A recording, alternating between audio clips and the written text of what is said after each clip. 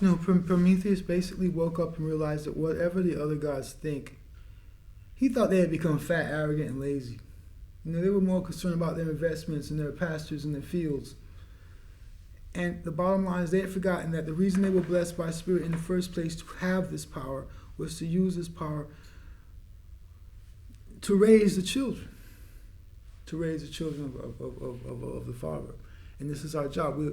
I'm just smart enough to realize that the gifts that God has given me is for a purpose. And we were taught as Southern boys, Christian boys, that the harvest is plentiful, but laborers are few. And so, you know, you hit it hard, because we understand that I love the life. I love the life that I've been able to harvest. I love the life the Spirit has given me to live.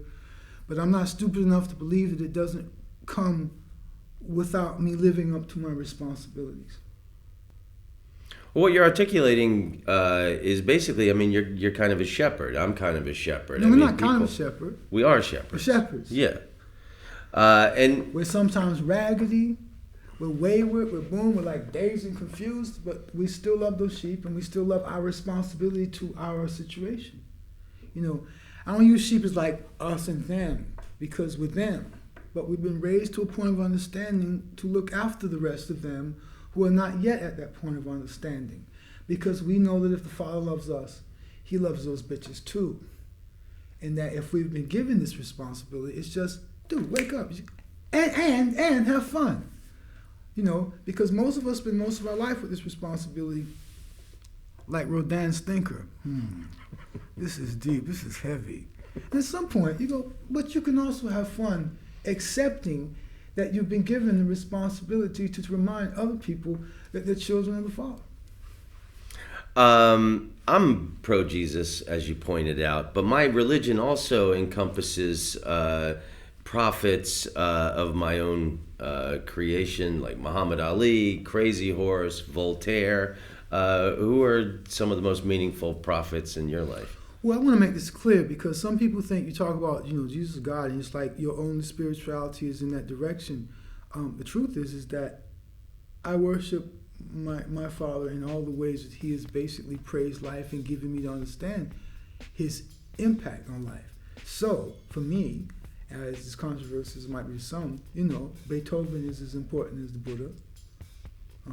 Mozart, Miles Davis is as important as any black preacher you've ever heard, or any preacher of any tribal affiliation. I don't really believe in race, by the way. I believe race is a construct. There's only the human race. The rest of us are tribes. And we're tribes of one essential situation. We're all together. And, you know, even genetics proves that a Swede and a Nigerian can be closely more related than two rednecks in Louisiana. You know, it just depends on where the situation has come from. So we're all like this. And we're all a bit Cajun, we're all a bit Creole, we're all a bit fucked up. I mean, and we're all trying to find out what is the quickest, straightest way home without the least amount of pain, you know, with the least amount of pain involved in the journey back home. But we also arrive close to the home appreciating that we have gone through pain, because that's at some point when you realize that I can survive anything. So Master Muhammad Ali, I don't wish to offend any of my Muslim brothers, is the Prophet Muhammad to me, because I have not yet found a Muslim or Christian who has lived as humbly and righteously as Master Ali. He has really lived an example. And stood in the fire, that's too. What I'm saying. Daniel in the lion's den and all that. And he's really proven that he's a man's man, a true humanitarian, and worthy of being considered a hero. Not everybody is, just because they got the hype and the publicists. But he showed this. He's worthy of your Rushmore-like attention. And not everybody survives that test. I come to think Mike Tyson. I love Mike Tyson. Me too. Yeah. I just, right? Yeah, right? yeah, I love Mike Tyson. I just love that bitch, man. He's just like he's real. And he's our MK Ultra experience of what it's like to grow up in the situation and survive it all. But you can see his heart shows through. And champions always show that heart is not a concept. It's a real thing. God's blessed me to live to 52 years old, which 90% of my heroes never made it to. So it's a strange thing anyway, to be this long in the game. What is the secret to your longevity? What I owe the longevity to is very simple. I have a naive, childlike belief in the universe. And I believe that God, this concept I have of what God is, and always make sure that the concept of God that you have works for you, is in the center of this universe, and that this universe has a plan and a will, and I'm a part of it. And that no matter what a committee or groups of people at any given time decide to say or to think or to feel, it still doesn't change what the will is for me and for us and for the children of God, who I believe ultimately He's taking through this to just raise them, to raise us, and that even Satan or the devil, the evil, even that's meant to raise us and toughen us up. Sometimes the shepherd puts on the boogeyman's mask to scare some of the ones who are not sure back into the situation so that they can be together. Now, if they are sure, let them go. But if they're not, sometimes you have to put on the boogeyman mask and say, boo, oh, I'm going back over here. So, he's got his role. I'm not jealous of what he's got to do. I got to do what I got to do. You got to do what you got to do.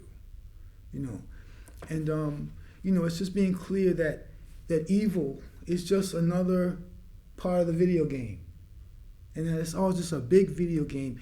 And here we are. And every time you come into the room, I know my game is always, every time I come into a room, it's like, now where is the bullshit? Where is the bullshit hiding? As long as I can feel like, the sexy girl in the really red dress. Could be a thief. Watch the bullshit. Oh, the really happy guy. Oh, look, I'm really happy and I'm jolly. Hey. Watch the bullshit. You know what I mean? So I'm like Master George Carlin. You just, I said to a friend once, I don't trust really, really, really happy people.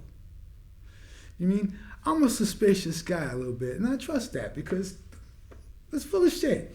You got to kind of like put your boots on from time to time and wait through the situation, go, let's trust it. What is this? What is that? And this is a very exciting time because as crazy as it all is, Ebola and every other email and digital thing, you know what I mean? It's just the fact that this is such a time of quickening when we're coming alive and realizing, oh, wait a second, I know who I am now. And I'm not one of those bitches. I'm one of these bitches.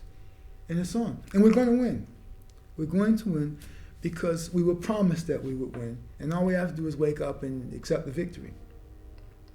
I know I relate to what you're saying. I've warmed my hands on the devil's flame many times. Because it keeps a warm fire. And it's what I like about the Hindu religion is the Hindu religion is almost like the first comic book because it's always these like kind of monster looking people and it's always the story of good versus evil. And if you're a good person with a good heart, you will always prevail over evil. That's always the Well, we're a simple people, and I think we need to be reminded of our lessons in simple and instructive ways. Look, intellect can make everything gray as you want gray to be. And ambiguity is a great place to spend a lot of time doing nothing. But at the end of the day, it's just,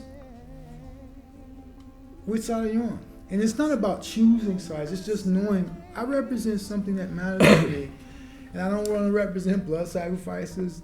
I don't want to represent, all this crazy stuff or the root of all religion, the essence, the real root of all religion, besides the control mechanisms put into place to control us, is that the grace of spirit from which we stem